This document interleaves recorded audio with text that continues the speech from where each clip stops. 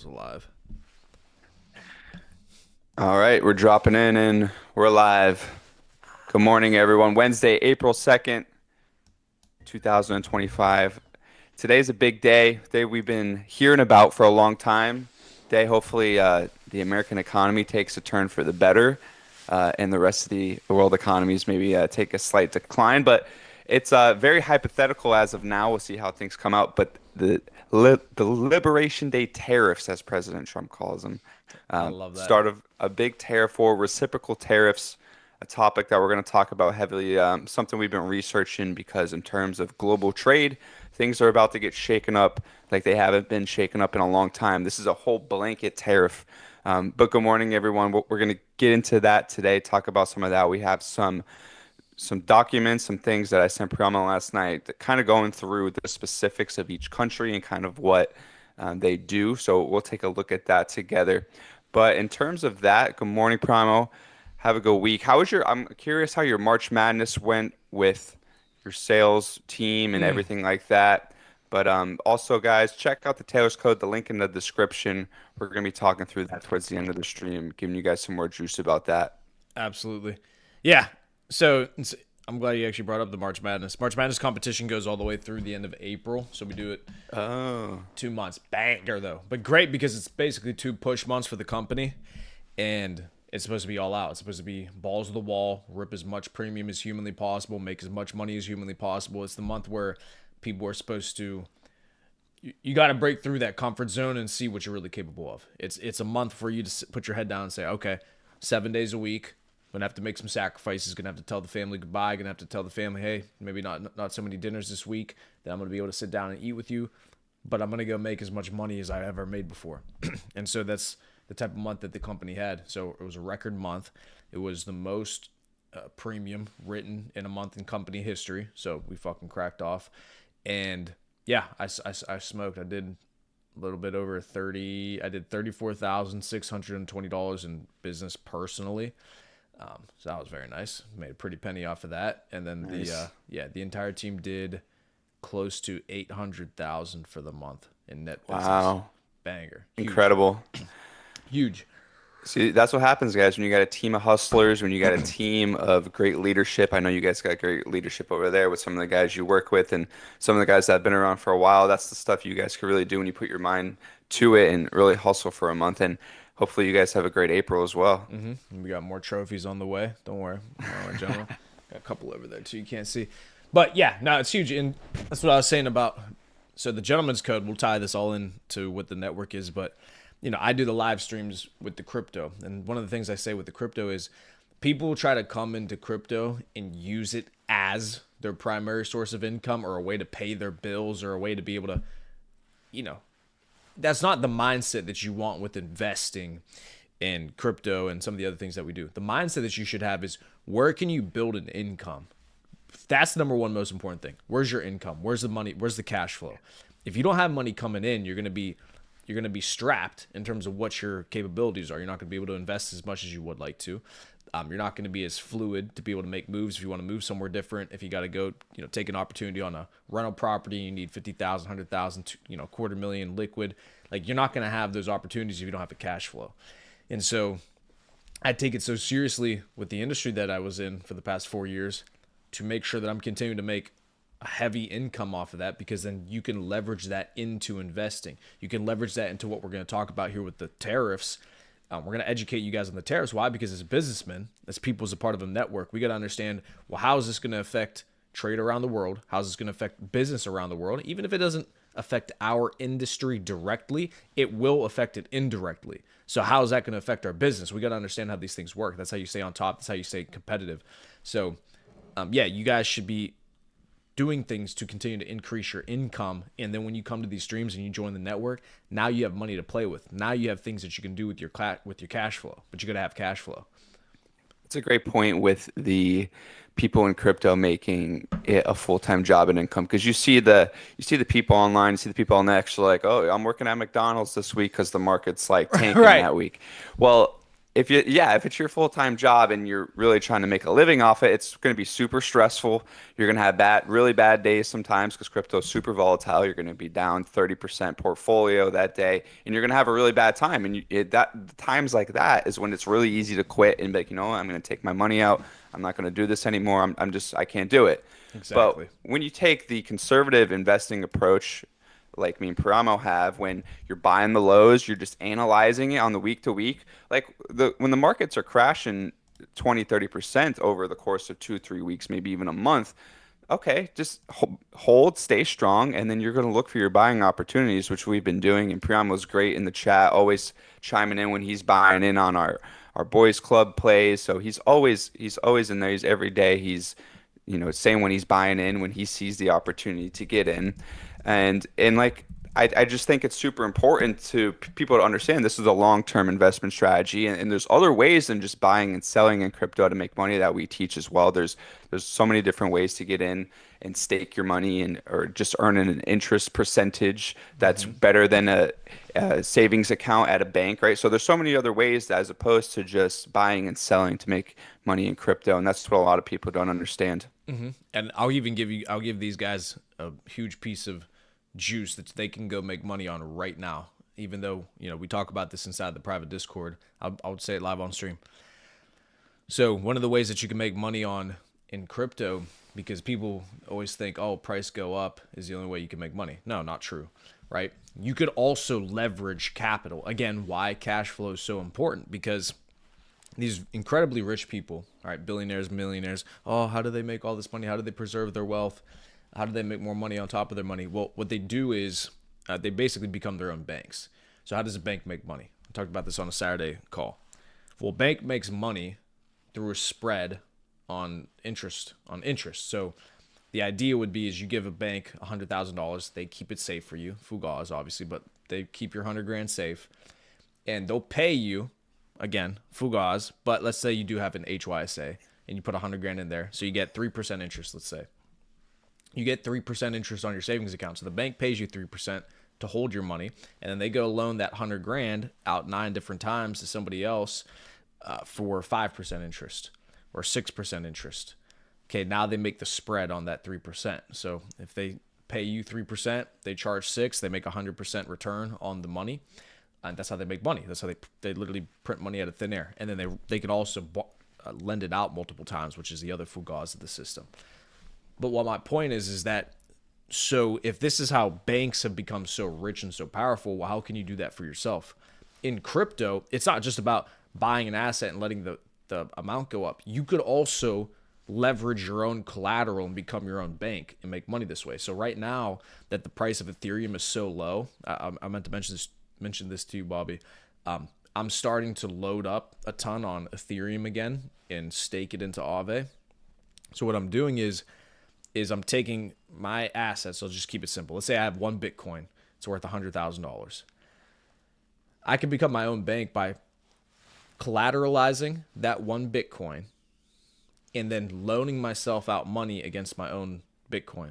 So if I have $100,000 worth of Bitcoin and I collateralize that, I lock it up, I give it to somebody and I say, hey, loan me out 80 G's collateral against my Bitcoin. Okay, that's fine. Here's your 80 G's.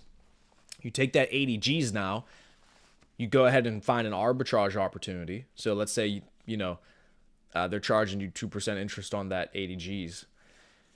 You go find an arbitrage opportunity. Let's go say you put it into Ethereum because you think ETH BTC is about to pump.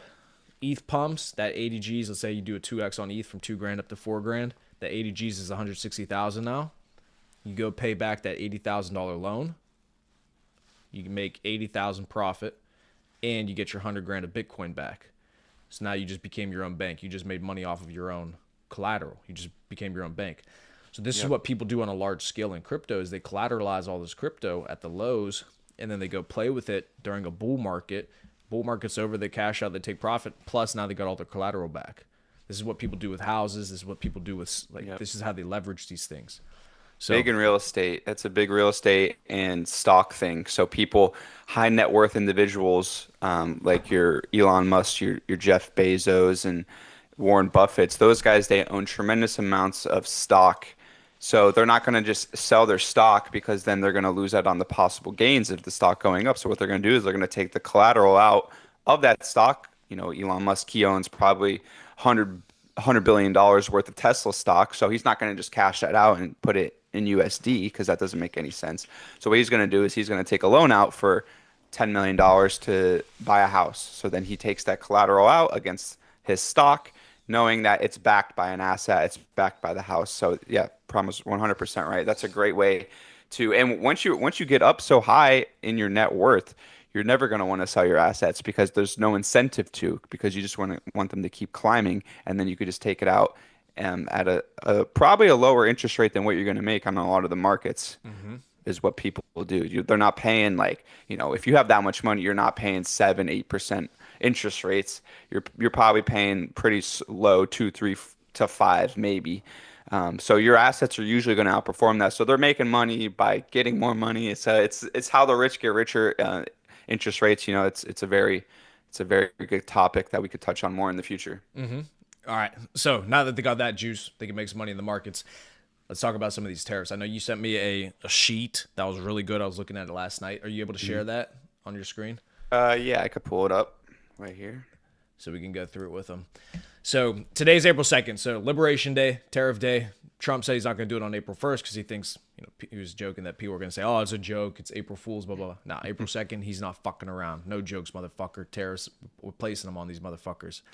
So let's go through the tariff lists, see what countries got hit with what tariffs, and let's go ahead and start to actually analyze what's going to be the effect on markets, what's going to be the effect on business, on the economy.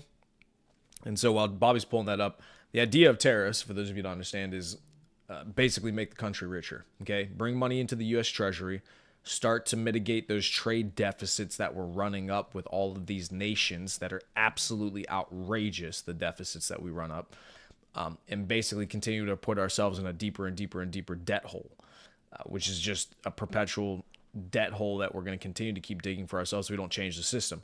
So anybody who's opposed to tariffs and cutting spending, etc., my question to them is always, okay, well then what's your idea? Just as a side note, what's your idea then? Okay, well, if you don't like tariffs and Doge and all these government tax cuts and et cetera, then what's your idea? Okay, give me your plan. What's your plan? Give me a better idea. Oh, you don't have an idea? Okay, relax. This is what we're doing then. Because shout out the live sub. We got a Twitch subscriber at the business strategy. So the business strategies are flying this morning. Come on, business strat. But that's my point is, yeah, what's your idea, motherfucker? All right, cool. So you want to give them a quick rundown on what this is? Yeah, I'm trying to figure out how to do this so it looks okay on my stream. I don't know Yeah, if it fucking went Bumba Club mode. Hold on. Oh, I might just have to do the entire screen share. Let's do it like that. Okay, should be good now. how do I get it to share through the Zoom? I can see it on Zoom. Oh, I can't. So you're saying It's like screen sharing for me. And my stream is grabbing one screen. Hey, let me try oh, this. so on Streamlabs, just capture the entire screen. Oh, gotcha. I'll have to pull us onto the screen. Got it.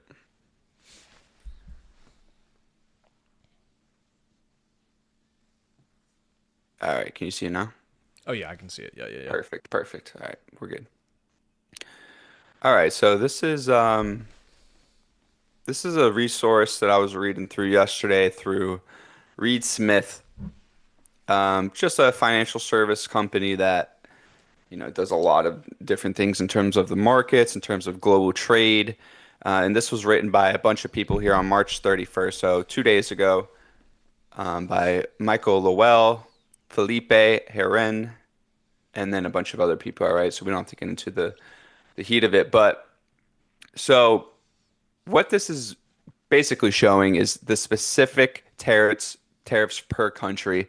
It does have a lot of blanks because some of them have not been announced of like what is actually going to happen to these countries, but a lot of them have been, and a lot of insiders have also went through and did their percentages per each country of what they think. So starting off here starts with all countries. So these are the blanket tariffs. So these are the reciprocal tariffs. So you can see right here, Mm-hmm. every country in the world that gives us a tariff is going to get a tariff today, starting April 2nd. This is the big one.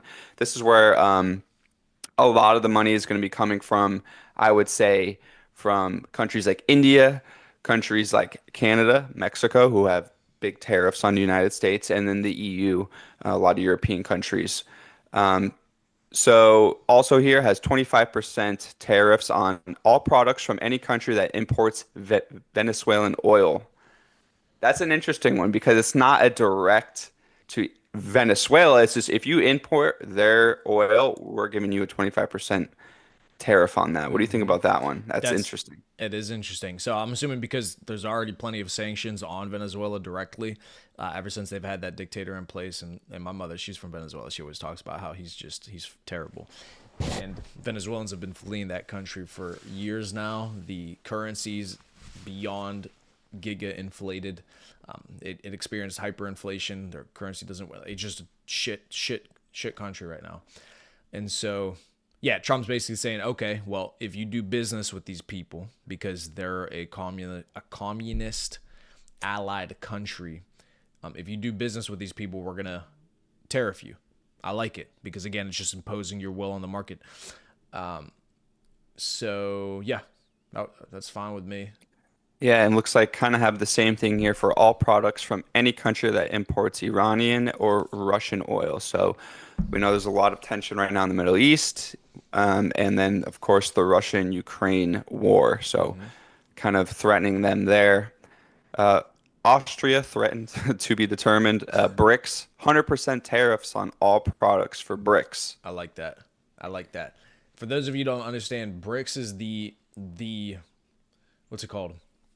Alliance that is literally looking to take over supremacy on the trade market and basically overthrow the US dollar as the reserve asset. So BRICS is Brazil, Russia, India, China, South Africa. So those are the five nations that are basically they are resource rich nations. So they're the producers, they're the exporters. And so they take in US dollars, but the US is starting to sanction Russia. China obviously is the biggest trade deficit for the US. But yeah, basically BRICS is an alliance of countries who are trying to move away from the US dollar as a reserve asset. So it's good that Trump is putting tariffs on them because he's got to apply pressure to these nations who are trying to overthrow our supremacy on the US dollar. So yeah, that makes Yep. sense. And then we have here Canada. So these ones are actually the ones that were implemented on March 4th. This was kind of the limbo ones that, Trump said the fentanyl and border crisis was his top priority to get these started. And he said he would delay them, and he did delay them for 30 days. So these went into effect on March, but we're also going to see some down here for April. So the ones that went into effect on March were 10% on energy and energy resources, 10% on potash that's not entered duty free under the USMCA. I'm not sure what potash is, to be honest. We'll have to look that up or something. Yeah, I'll do that while you're looking at that. What is potash? Let's find out. Potash is a general term for various potassium containing salts, primarily used as fertilizers to provide plants with potassium, a crucial nutrient for growth and yield. So, okay, interesting. Interesting. Yeah. And then 25% on all other products. So the ones that were going to effect today, April 2nd, 250% on dairy products and lumber. And the reason why I believe it's that number is because that's what they tariff us, part of the reciprocal tariff. I saw one that I was looking at was that Canada tariffs us 250% on dairy and lumber. So that's a pretty big number. So if you think about if you're building a house in Canada and you have a 250% lumber tariff on your United States imports, how expensive it must be to build a house there. Unless, the Canadian lumber's flying off the shelves, which I don't know if it is. I don't live in Canada, but I know in the United States it's not. It's a pretty tough supply to get lumber for houses. That's why building a house is kind of expensive these days, and COVID really that the price of lumber went through the roof with COVID. So I think this is one that maybe can help the United States more than it helps Canada for sure, because Trump always says that we have plenty of lumber. We don't need Canada's lumber. So that's an interesting one for how home building. If you're building anything really, you're going to need some lumber to frame out rooms and do all of that stuff. So that's an interesting one. China, what's this one with China? All products, including Hong Kong origin goods, all products. Oh, beautiful. So Just 25% everything. on everything. Huge, huge. Yeah, this is one I put in the Discord last night. Every drop shipper is gonna source their products from China at one point or another, no matter if you're just testing something, if you're buying a cheap, just a piece of plastic or whatever it is. It's just any product that you could get online from Alibaba is gonna come from China. So 25% tariffs on that. What does that look like for small ticket items? So $100 or less, right? If you get a 25% tariff and your product costs $100, now you're going to be paying $125. That might not hurt you too bad if you brand it and you make your products look good and you're able to sell them at $300, right? It's not cutting into your profits too much, but it will be cutting into your profits.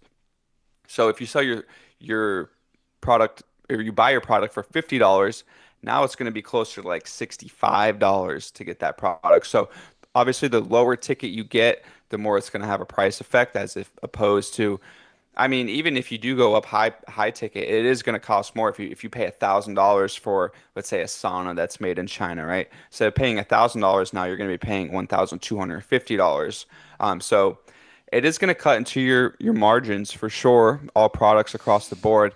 And kind of the way around this is you just got to retool. You got to find suppliers in the United States, find suppliers maybe not in the United States, but somewhere that we're not going to have as bad as tariffs with these countries, and you could supply your products cheaper. So definitely made in America is the trend, is what the whole point of these tariffs are. So if you're running e-commerce brands, if you're running drop shipping stores, you don't want to be paying 25% more than you have to. So you're just going to have to do the research, and you're going to have to find something that you could find that's made in America. And so I'm glad you're talking about paying more for these products, etc.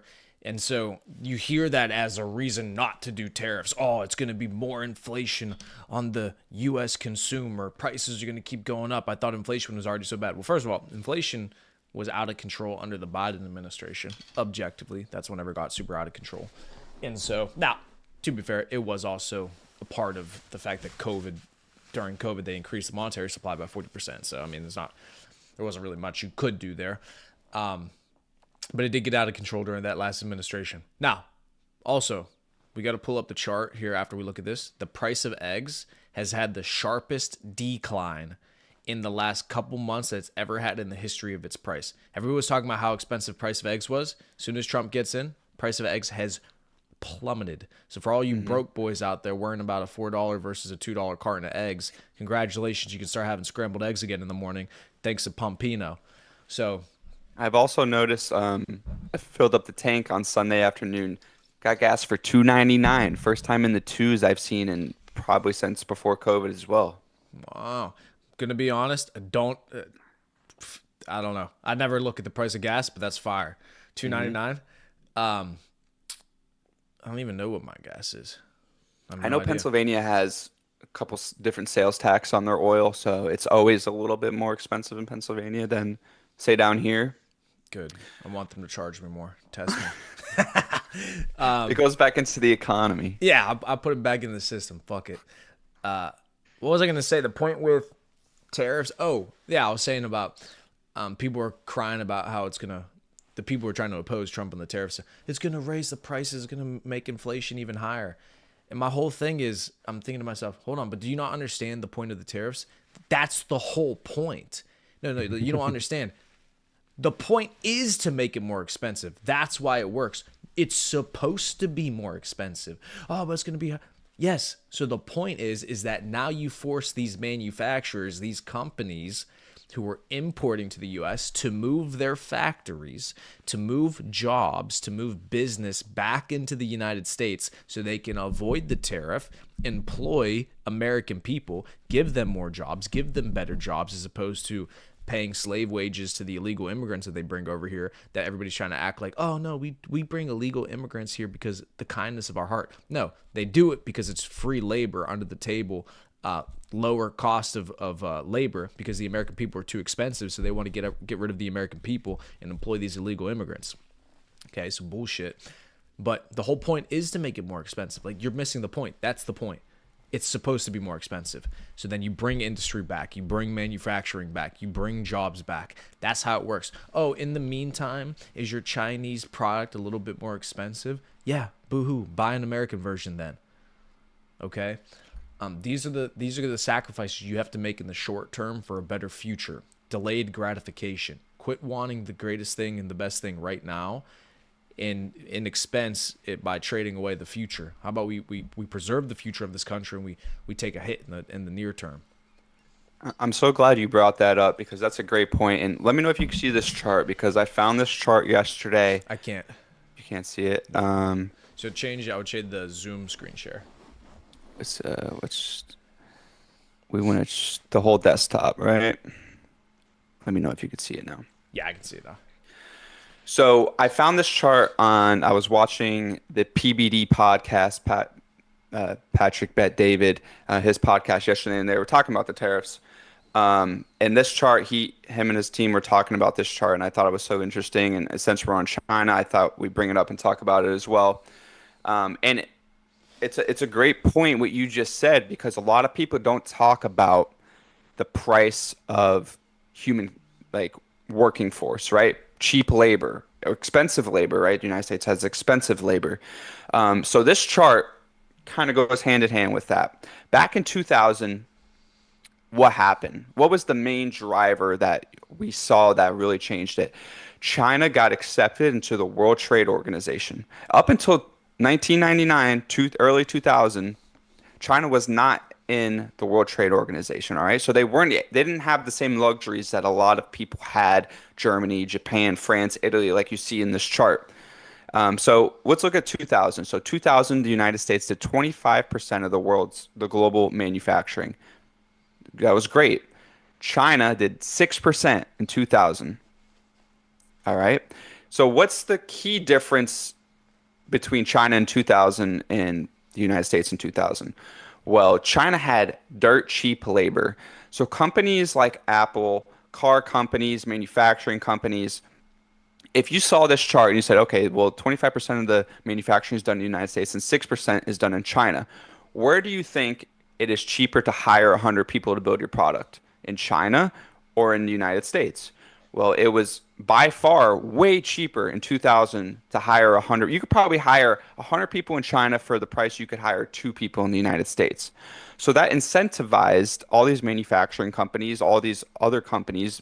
I mean, say they're all manufacturing companies because that's what this chart is, to go build plants in China and pretty much cut their bottom line by probably 20-30% more profits because they could just cut the labor out. Like, the labor was not a problem. And they probably get cheaper resources too. So fast forward 25 more years. This is a 2030 projection, this chart. Now let's look at the numbers. China is going to have 45% of the global manufacturing. This is why tariffs are so important, specifically on China, because they're going to have global domination on the supply chain of anything you buy. Half of the stuff we buy is coming from China, 45%. So what it says here is low cost of labor and government incentives have made China a manufacturing powerhouse. Mm-hmm. So, and then the United States obviously drops from 25% down to 11%. Mm-hmm. So huge. They have incentivized people to move to China, come build your factories here. We have cheaper labor. We have less restrictions on manufacturing and mining and steel and all of this stuff. You could come here and build for so dirt cheap and then sell around the world. It's made China's economy boom. And if you're looking at GDP for the US and China in 2000, I bet you it was very different. And now China's it's neck and neck with the US in GDP per year almost. So, this chart, it blew me away when I saw it at the sheer vast amount of Chinese growth over the past 20 years. It's crazy. Mm-hmm. This is a great chart. I love that you pulled this up. And so this comes back to show me an incentive, I'll show you an outcome, right? If you show me an incentive, I'll show you an outcome. This is how economy works. So it's not a secret as to why the U.S. manufacturing base has been completely hollowed out. These cities, these states that were built around manufacturing, car manufacturing, the things that made us competitive in World War II is all outsourced. It's all gone because it's cheaper to do it elsewhere. It just makes sense. So it's not even necessarily that there was a nefarious actor or somebody evil behind the scenes trying to take the jobs away from Americans and make us less safe nationally, etc. No, it's just you show me an incentive, I'll show you an outcome. The incentive for manufacturers, the incentive for businesses is to do what? Be as profitable as humanly possible. Make as much money as humanly possible. It's the whole point of a business. It's the only thing that they're trying to do in a business. So if you can do it cheaper in China, if you can hire more people in China, if you can do it, all right, you're going to do it. So this is why the tariffs are imperative, is because we have to make our businesses, our economies competitive again. So goes back to the other point with people saying that, oh, tariffs don't work. Why are we going to put tariffs? I mean, these are foolish people. They don't think tariffs don't work. Why are we going to put them on other countries? They don't work. Well, then why do other countries have tariffs on us if they don't work? Please use your mind for a moment and analyze what you're actually saying. All these nations across the world have tariffs on us. Why? Because they don't work? You think they do it because they don't work? What are you talking about? Yes, it works. So what these other nations around the world have done is they've priced out American companies from their countries through tariffs to allow their economies, to allow their companies to grow and use their markets. India does this, China does this, Canada does this. Like, these countries do this to us because they know that American companies are more competitive, have better innovation, so they put tariffs on them so that their companies can be competitive. So why is it that the US is not going to do the same thing for US companies? No, let's make our companies competitive. Our market is the market that everybody wants to be in. Okay, let's price them out of our markets. Let's allow our companies to do well. And then you get all these investments from all these companies around the world coming to the U.S. and speaking with Trump at press conferences saying, we're making a $10 billion investment in the U.S. We're making $1 trillion investment. We're making a $500 billion investment. Why are they doing this all of a sudden? Tariffs. Because they're making it financially impossible to do business outside of the U.S., so therefore they have to move to the U.S. because they want access to our markets. That's what happens. You want to play in our field? You want to use our market? Well, you got to pay a price. Membership fee, baby. That's what Trump was talking about too, like a membership fee to be able to do business here. Beautiful. That makes sense. That's a business model. Yeah, and there's a few other points because the China one is obviously the most important because that's the other largest superpower and that's where a majority of this tariff money is going to come from because they have the second largest GDP in the world. So when you hear about tariff money coming in, a lot of the money is going to come from China, right? You could see like in 2000 here, like the UK and France and Italy were on this chart. They're not even on this chart anymore. They've been tossed to the bottom and their countries, the EU, is in way worse position than the United States is when it comes to this stuff, just on the sheer amount of people, not as many people in these European countries. But they're not even on these charts anymore, right? So they're in a terrible situation when it comes to manufacturing as well. And the second point I wanted to make is if you go to China, you're not going to find any American products on the shelf. You won't find one American product on the shelf, whether it's Kellogg's, like cereal, whether it's, I don't even, you're not going to find anything, right? You're going to find different exotic Chinese stuff in the Chinese aisle with the food and all of that. You're not going to find anything. You're not going to find a Starbucks cold brew. You're not going to find an American butter company. First of all, it's probably dog shit because they don't want to buy all the shitty ingredients they put in our food. First of all, True. Yep. second of all, they're not going to import it because it doesn't make any sense. And I heard Speaker of the House Mike Johnson talk about this, and what he said was that after World War II, Europe and the Western civilization took on this mindset that, the United States is the global powerhouse. They have all the money. Europe was ravished by war, and China was still underdeveloped at that time, 1940s, 1950s. They weren't even in the picture yet. And it was, the United States is the powerhouse. They need to help us rebuild. They need to help us get back on our feet for Europe. And that's why you saw European Union countries put so many tariffs on the United States. They're supposed to be our allies. It's supposed to be free trade. We're supposed to be helping each other. But it was a mindset back in those days that the States needed to help Europe get back on its feet, which is, fair. We helped them win the war and we helped them, go on to rebuild. But at the cost of 80 years later, now it's becoming unfair.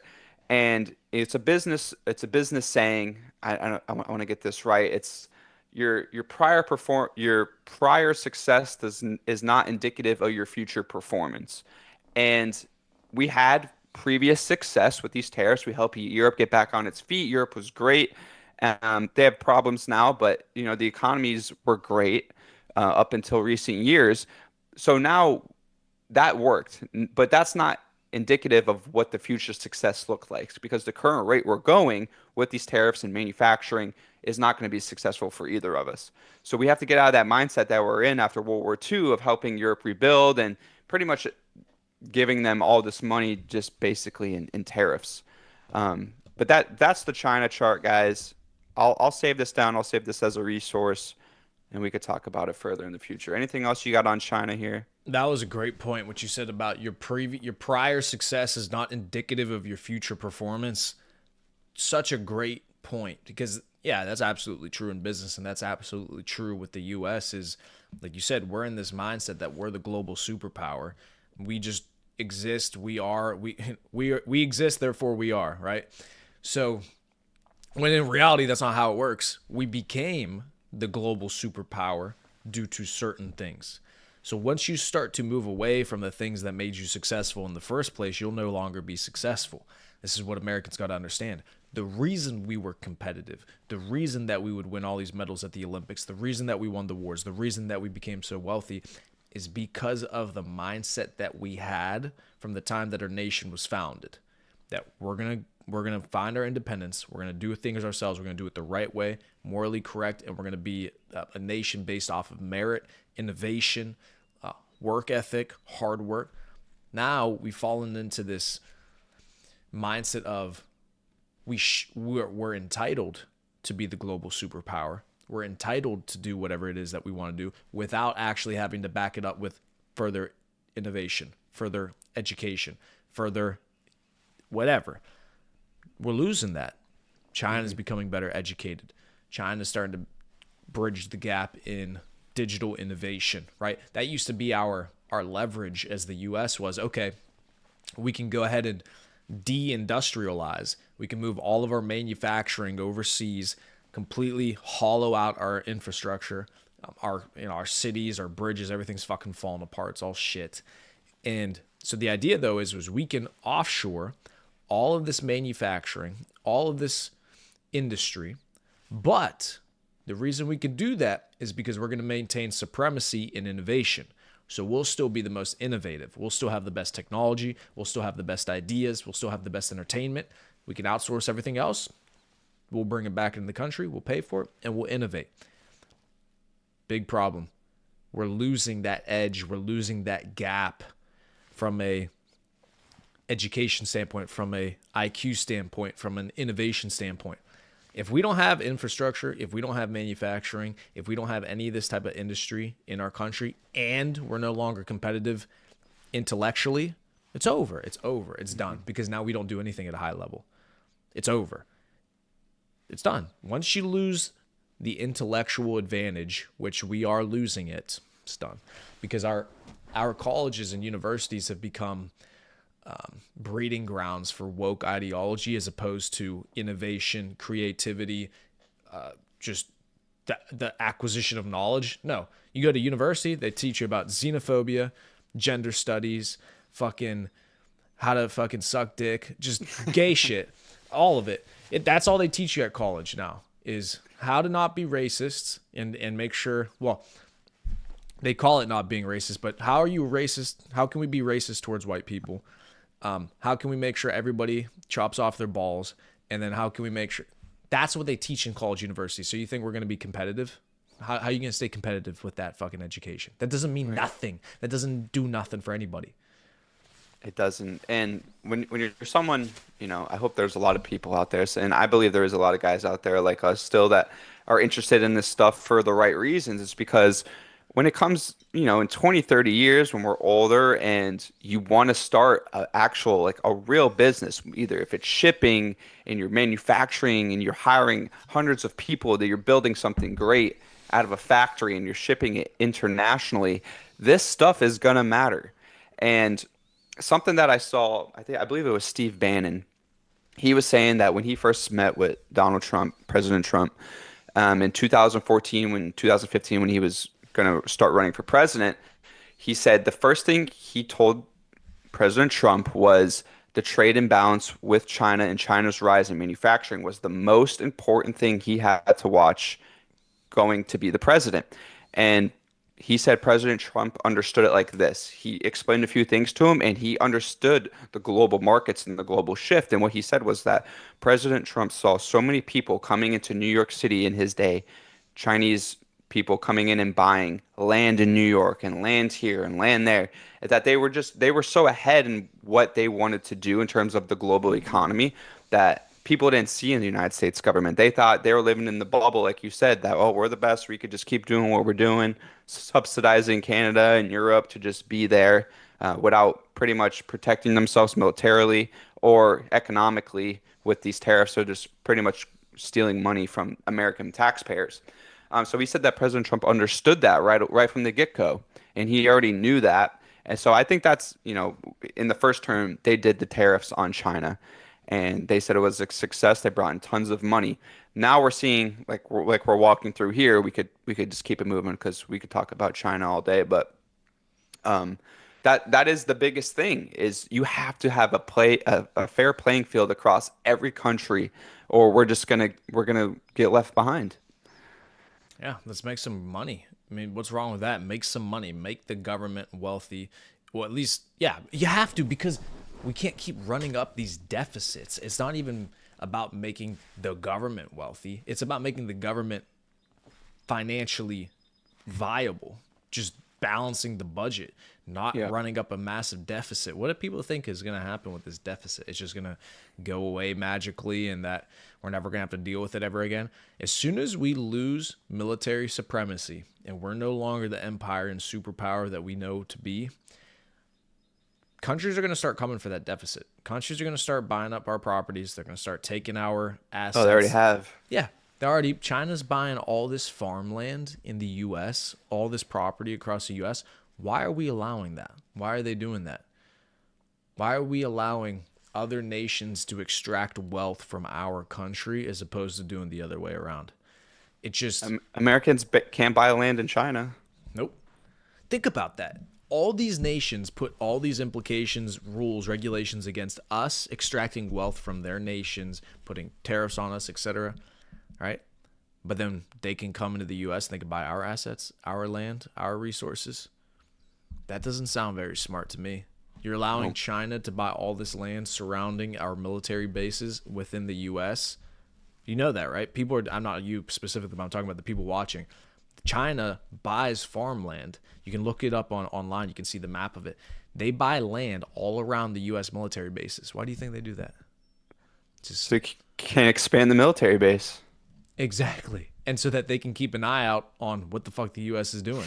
You don't think they're spies? They're 100% spies. Absolutely. So these aren't stupid people. They understand what they're doing. And so the issue is that people in our government, people in our politicians are worried about the wrong things.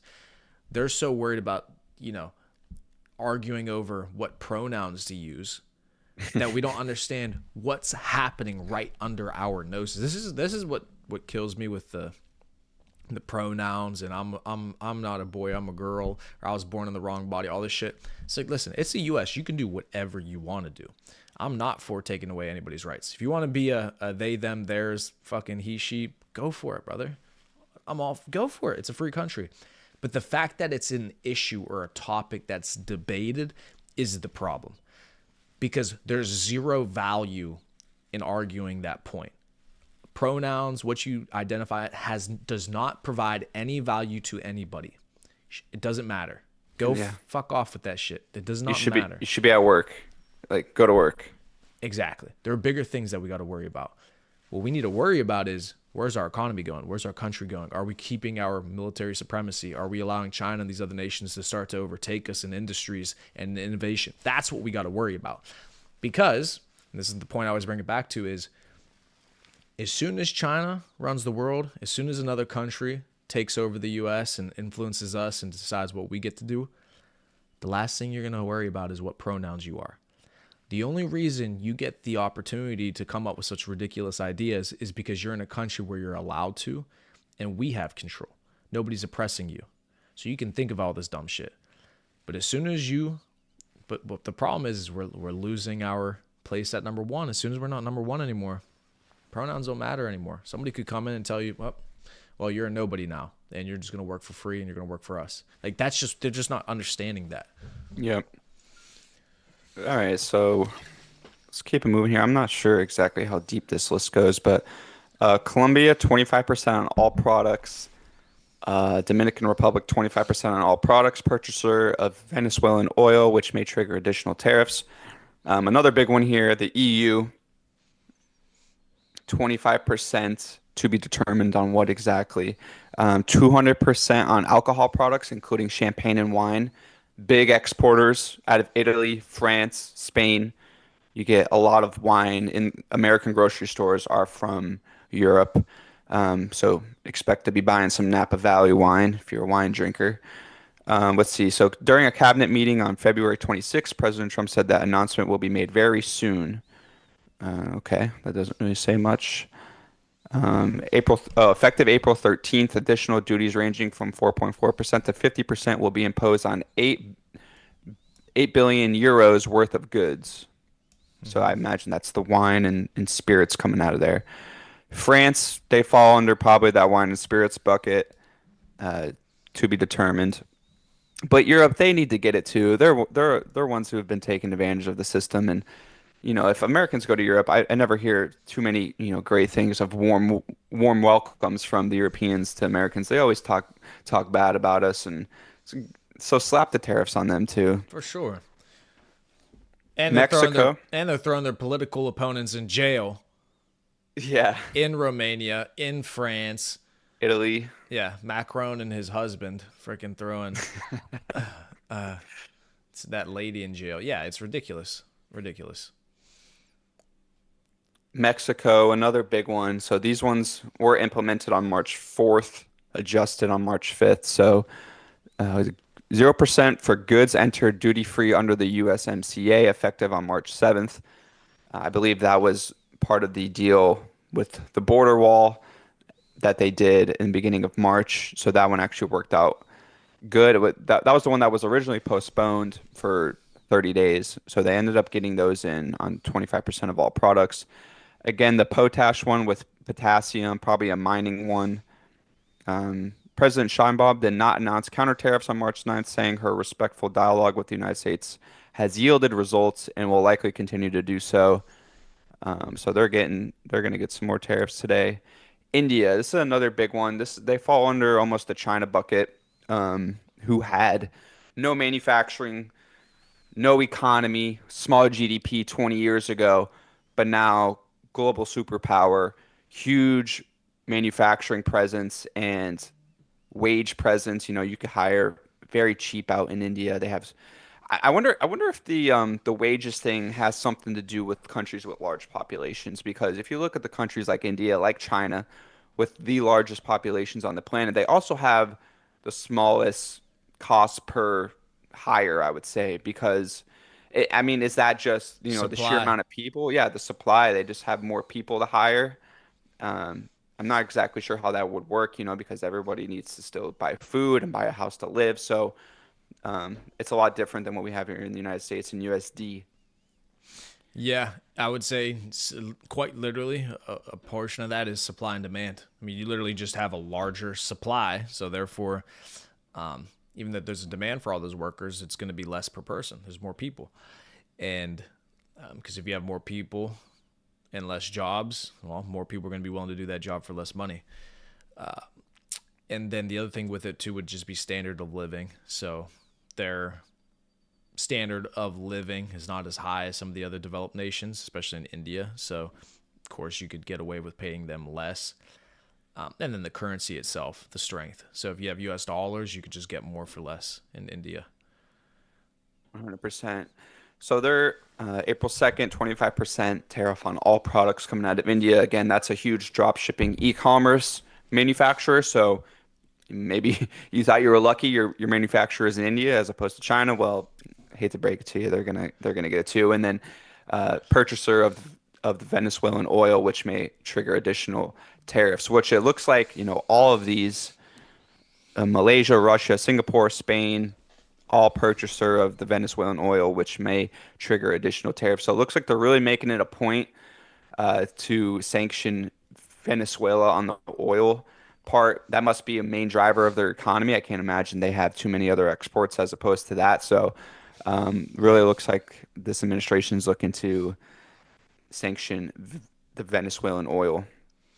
Yeah, Venezuela's huge petroleum industry. So that was whenever they were doing well and they had that massive economic boom in Venezuela. So whenever my mother was still there, it was because of the petroleum industry. And then they just got a dictatorship to come in and just fucking destroyed it, which is so sad because Venezuela could have been an incredibly prosperous nation. I mean, you look at the Middle East, right? Look at all the nations in the Middle East who are ridiculously rich from oil and how they were able to develop their countries, develop those beautiful cities, how they've been able to run their country because they did it the right way.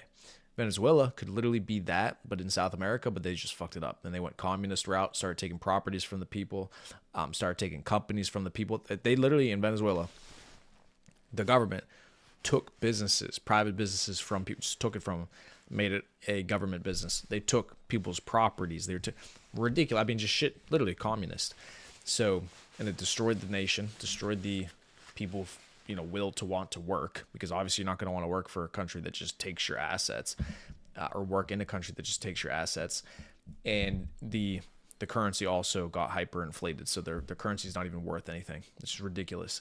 So yeah, sad to see. It doesn't matter if you have resources, doesn't matter if you have the ability to make money. If you don't have the proper infrastructure, you don't have the proper political system in place, economy in place, your country will still be shit. I wonder if these retaliatory tariffs and sanctions have something to do as well with the prisons being opened up in Venezuela during the Biden administration. They literally emptied the prisons to get rid of their harshest criminals and then ship them over the border to the United States. I'm sure that has something to do with it as well. We see a lot of deportations with the Tren de Aragua gang, MS-13. I don't know how prevalent they are in Venezuela, but I think that has something to do with it as well. It's just the violent criminals coming over. Mm-hmm. Yeah, just another, laugh in the face to Americans. Oh, you guys want to have an open border? You don't think these countries thought of loopholes, ways to take advantage of that? Which they did. Oh, cool. Let me just send you our prisoners. So now, not only do we not have to keep them in our countries anymore and get rid of these violent people, but now we don't have to pay for them. We don't have to pay for them in jail. We don't have to pay. Beautiful. Hey, U.S. Hey, you got U.S. guys, you nice guys over there. You guys love your illegal immigrants. Perfect. Take them. Put them in your jails. You pay for them. You put them on your Social Security system. You put them on your Medicare system. You put them on it, and we're good, baby. Now we don't got to pay for them. Good, stupid Americans. That's how they look at us. Just foolish. What fools we are. I mean, That's crazy. it's just so funny. These countries, they're just, oh yeah, get them off our dime. And it's Unbelievable. true. They were putting them on Social Security. I saw Elon had a town hall the other day where they found illegal immigrants on the Social Security Of course. for voting purposes, for the benefits purposes, how they get them their money to just survive in the country. So they found a lot of that. Hilarious. All right, so let's round out this list here. We got Russia, 25% on all products, Singapore, 25% on all products, Spain, 25% on all products, Thailand, to be determined. Seems like these are all to be determined, but I imagine they're going to fall under the reciprocal bucket. Product specific. So here we go. We got aluminum, 25% implemented on March 12th. So these are just the blanket reciprocals for aluminum, 25%, automobiles, 25%, And I April actually saw 3rd. something. I saw something interesting on this. Someone was talking about the European cars and the German cars specifically. So BMW, Audi, Mercedes, right? So take a guess at which one of those three manufacturers 75% of their cars in the United States. Are made in the US Yeah. out of those Well, that three. Americans buy, 75% of them are made in the United States. Between Audi, Mercedes, and BMW, I'm gonna say. Oh, if I had to guess, BMW. And that's actually Mercedes. Oh, So Mercedes has a plant in Tulsa, Oklahoma, where they make 75% of the American bought cars. So it was interesting because they're saying, oh, all the German cars are going to be more expensive, da, da, da, da, da. But actually, Mercedes built a plant here in Tulsa, Oklahoma. So Mercedes is like, okay, we don't care about the tariffs. Make the Audis and the BMWs more expensive. Yeah, right. yeah, come on, Benzo. So Mercedes is going to do very well, which I've been seeing a lot more Mercedes on the streets. Mercedes back in the day used to be, a lot unaffordable for a lot of people, but they make affordable cars now in the 30 to 60 range. So they're doing great. And now their biggest competitors, the German Audi and BMW, are going to hit 25% hike on their price tag. So that's great for Mercedes, kind of an American company. They're made in America. They have they have the workers there in America. So that's great for You Mercedes. see, this is why tariffs are good. Creates competition, forces jobs into the U.S. Because guess what? 75% of those cars being made in the U.S. means that American people are working in those factories. American materials are being bought. That's why they can avoid the tariffs. Yep. So, yeah, the tariff is just simply on the importation of the product. That's all it's taxing is the importing of it. If it's built here in the U.S., Mercedes is good. It's fine. So we got 25% going on copper, lumber, timber, derivative products, 25% March 3rd. That went to effect. These are all pretty older ones. It's saying threatened on, but I know, he said it on that day. But I'm pretty sure all these are to go into effect on April 2nd today. So uh, the medicine and pharmaceuticals, this is another big one out of China and Yeah. India here, 25% or higher. Semiconductors, big one, um, out of The pharmaceuticals is something that needs to be addressed. So for those of you mhm. who don't understand, China manufactures and sends us a lot of our medicine, most of our medicines, right? So what happened during COVID? Well, we say we needed, but they were trying to get the vaccines. They were trying to get medications, treatment, all these supplies from China, medical supplies. Guess what China told the U.S.? Guys, hey, relax. We know, but guess what? We're gonna take care of ourselves first. As soon as we have extra, then we'll start sending it to you. Yeah. And that's exactly what they did. Which, to China's credit, I would have done the same thing if I were them. Obviously, they're going to take care of their people first before us. That's normal. So it's not their issue that they did that. The issue is the fact that the U.S. relies upon them for these supplies, that the U.S. needs them to be able to supply us with those things. And if they don't supply us with it, then we're fucked. Again, this is the danger of offshoring all of your manufacturing and offshoring even a lot of your, starting to become some of your innovation as well. The problem with that is that now we are dependent upon China. Therefore, they have leverage on us to do things that we don't want them to do. So, if they can leverage the fact that we need medical supplies from them and our people are dying, and they can say, oh, hey, if you guys don't do this for us, though, we're not going to send you any more medical supplies. What are we going to do about it? Down the road, if we don't have as much power, as much leverage over a country like that, they can start to fuck with us because this is how we fuck with other countries. It's the same Yep. thing. The U.S. does this to other countries. So I'm not saying that, them doing it to us is their fault. No, every country is going to act in that way. That's just how it works. That's leverage. That's power. So it's not a fault on China for doing something like that. But what we need to understand is they will. How do we prevent that? Right? Because during the next pandemic, the next health crisis, if China decides not to send us anything that we need, what are we going to do about it? That's what Yeah. you got to think about. And if we don't have the proper manufacturing here to build it ourselves, you're screwed. You're just shit out of luck. You're not going to get it. And that's how modern warfare is fought. It's economically. It's not, they're not going to send rockets over here and just start destroying our manufacturing, our nuclear facilities, and that could happen. That's worst case scenario. But how modern day things get done is restrictions on trade and increase the price of trade, so it makes things more expensive, and that's what countries have been doing us to hurt us very badly in some ways, to restrict the revenue coming in. So this is just modern global game of economics. They're playing economics and monopoly at the highest level. So I'm gonna just round out this list here.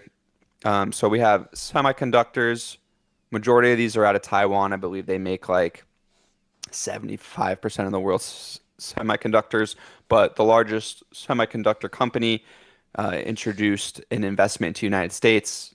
That was one of the first things Trump announced for investment purposes. I forget the name of the company. I mean, I know NVIDIA does a lot, but there's also another company that creates them. I forget the name of it right now, but they're doing an investment. So hopefully Americans will not be seeing the tariffs on the semiconductors, because then that's just going to inflate the price of computers, technologies, TVs, everything that has a microchip in it.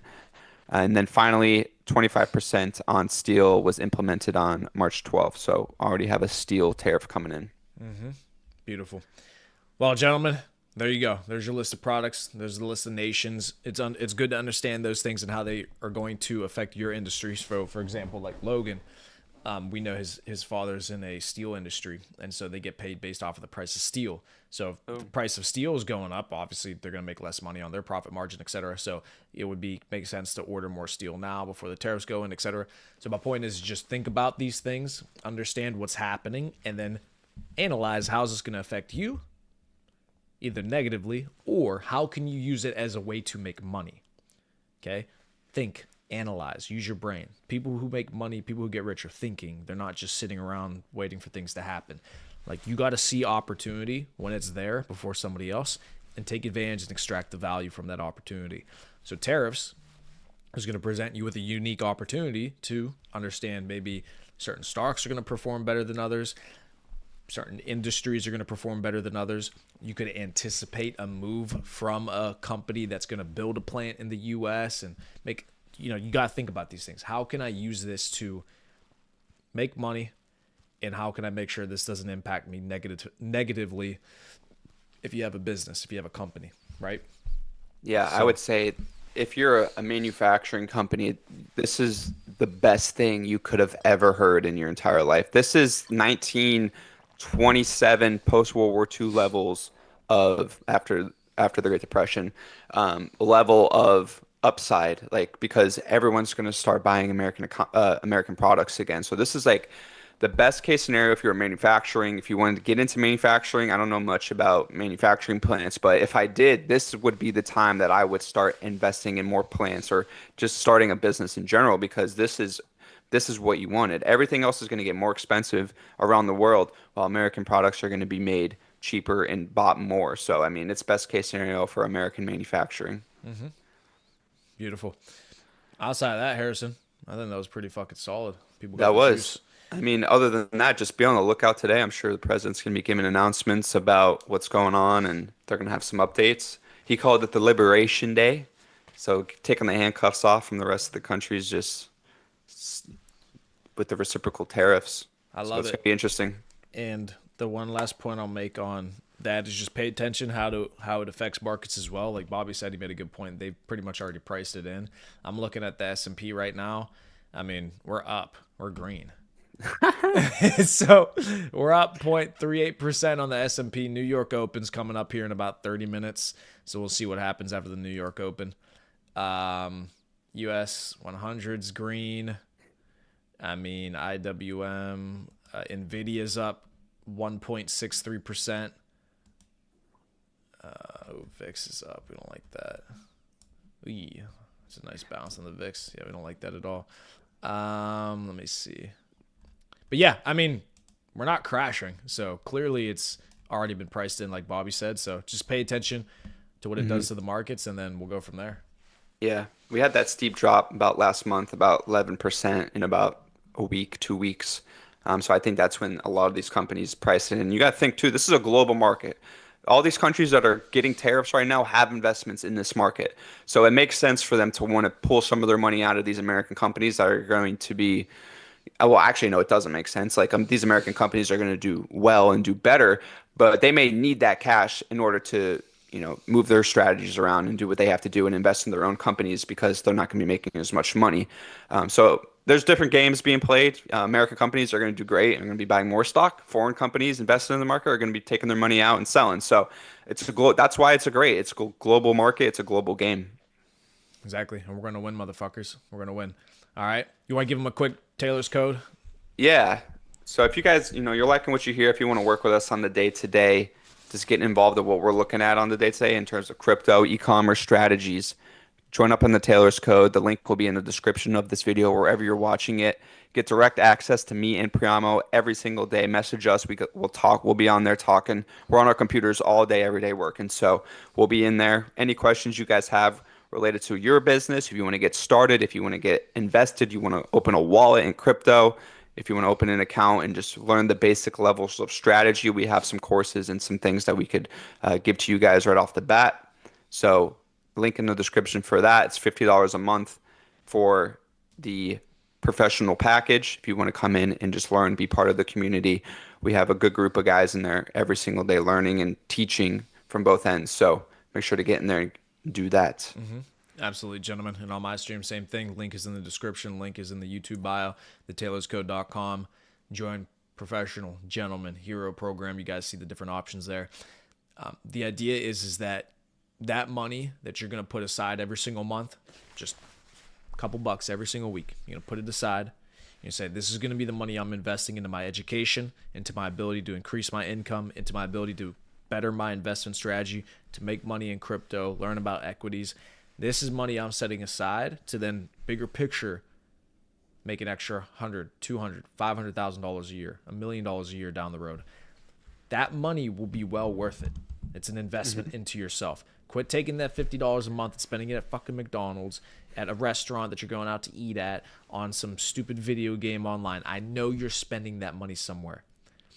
Take it, be disciplined, invest in the network, become a part of a group of the ultimate professionals, educate yourself, learn how to make more money. That $50 will make you hundreds of thousands of dollars down the road if you actually educate yourself in the things that me and Bobby are doing.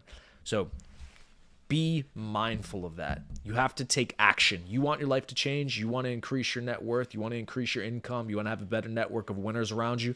Action. Take some action. That's the only way it's going to happen. So we'll see you inside of the Discord as soon as you guys join, and we'll go make some money. All right, gentlemen?